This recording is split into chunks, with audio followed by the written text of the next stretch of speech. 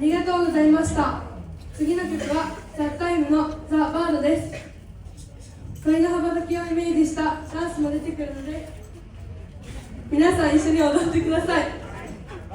非常感谢大家欣赏这首歌。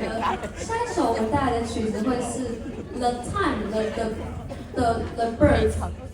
我们会有一些出现以鸟拍打翅膀为形象的舞蹈，请大家和我们一起舞动起来。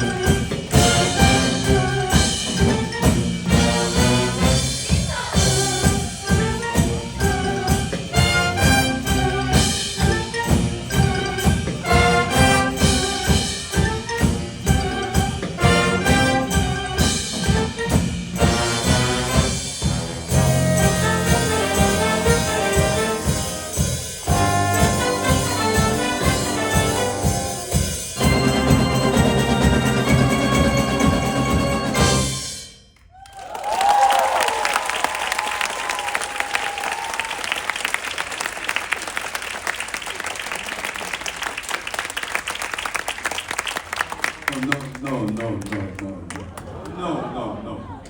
Shall we dance together? Shall we dance?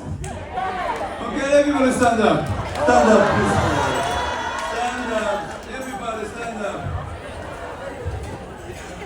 Very easy dance. First, like this. And next, like that. Okay.